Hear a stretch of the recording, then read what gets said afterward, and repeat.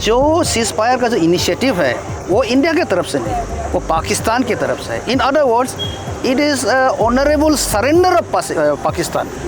वार जब होता है, कॉन्फ्लिक्ट होता है between two nations, it is in many front. एक तो है कि आपका मिलिट्री एक्शन, दूसरा है नॉन मिलिट्री एक्शन, जिसमें मीडिया का जो प्रोपागेंडा है, इस पर communication and your propaganda, spread of news is a very very important part of the strategy of वार।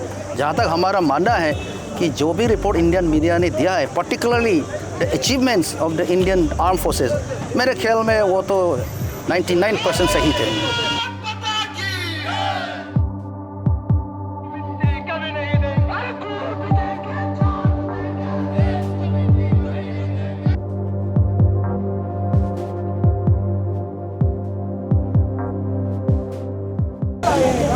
सबसे पहले ये जो यात्रा है ये बीजेपी पार्टी की तरफ से नहीं कर रहे हैं, ये सिटीज़न फॉर नेशनल सिक्योरिटी है। ये एक लाइक माइंडेड लोग आकर इसको इस यात्रा को हमने ऑर्गेनाइज़ किया है, लेकिन इसको फैसिलिटेशन हम लोग कर किया है बस। और जहाँ तक आपका सवाल है, आप रिपोर्ट में पढ़ ही रहे होंगे कि कई जो टेररिस्ट जो वहाँ आकर पहलगाम में जो कत्ल किए थे वो सब तो मारे गए हैं। और आप रिपोर्ट में पढ़े होंगे जो 6 और 7 का जो स्ट्राइक था जो टेररिस्ट कैंप में, भागलपुर में, सियालकोट में, मुजफ्फरनगर में, उसमें मोर देन 100 टेररिस्ट मारे गए हैं। सो स्वाभाविक है कि जो आए थे और पहलगाम में और अंजाम करके गए थे और कत्ल करके गए, वो सभी इस एक्सरसाइज में मारे गए हैं। और हाल ही में कल ही परसों एक न्यूज़ निकला है जिसमें 2-3 टेररिस्ट और मारे गए हैं। मगर ये तो सर एजम्पशन होगा, क्या कोई कठोर ऐसा सबूत है हमारे पास? सबूत तो आपको फोटोग्राफ आप लोग देख ही रहे हैं, वीडियो में भी, सोशल मीडिया में आप लोग देख ही रहे हैं, तो सबूत वही है। और सबूत आप देख रहे हैं, जो टेररिस्ट कैंप जो डिस्ट्रॉय हुआ तो वो आप देख रहे हैं। और पाकिस्तान में आप देखें जो फ्यूनरल में जो टेररिस्ट जो मारे गए उसके फ्यूनरल में पाकिस्तान के रेगुलर आर्मी पार्टिसिपेट किए, वो भी आप देखें। तो इससे साफ जाहिर होता है कि जो टेररिस्ट थे जो यहाँ भी आए थे और वहाँ भी जो थे वो सब कई सारे मारे गए हैं। वार जब होता है, कॉन्फ्लिक्ट होता है between two nations, it is in many front. एक तो है कि आपका मिलिट्री एक्शन, दूसरा है नॉन मिलिट्री एक्शन, जिसमें मीडिया का जो प्रोपागेंडा है, इस पर communication and your propaganda, spread of news is a very very important part of the strategy of वार। तो ये तो जाहिर है, तो पाकिस्तान की तरफ से फॉल्स रिपोर्ट, फॉल्स मीडिया ये सब फैलाने के लिए तो कोशिश करेगा ही। So this is very much part of a conflict situation. मेरा कोई वो जुरिस्डिक्शन नहीं होता या मेरा कोई राइट नहीं होता है कि मैं किसी मीडिया हाउस के कवर्स पे मैं बयान करूँ या उस पर स्टेटमेंट या जजमेंट दूँ। या आप मीडिया के फ्रेटर्निटी है, वो आपको बताना है। लेकिन जहाँ तक हमारा मानना है कि जो भी रिपोर्ट इंडियन मीडिया ने दिया है, particularly the achievements of the Indian arm forces, मेरे ख्याल में वो तो 99% सही थे। फर्स्ट ऑफ ऑल आपको मैं ये कहना चाहूँगा, हमारा ये जो ऑपरेशन सिंदूर का लक्ष्य क्या था?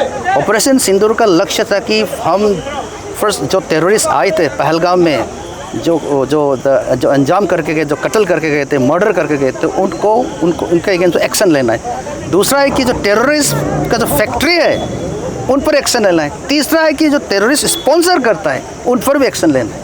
तो ये सारा जो हमारा जो टारगेट्स थे, गोल थे, हमने 23 डेज में अचीव कर लिया। इसीलिए मेरे ख्याल में there is no reason why this escalation should continue, because we have already achieve our target. Secondly क्या है, जो सीज़ फायर का जो इनिशिएटिव है वो इंडिया की तरफ से नहीं, वो पाकिस्तान की तरफ से है। In other words, it is honourable surrender of Pakistan तो इंडियन मिलिट्री एक्शन। पहले यहाँ में आपको हमारे ex serviceman air commodore Rinchen जी ने भी बताया, टर्की हमारे लिए एक क्या कहते हैं वो बिट्रेयर हो गया। टर्की को हम अपना दोस्त मानते थे, हमारा फ्रेंड मानते थे इंडिया।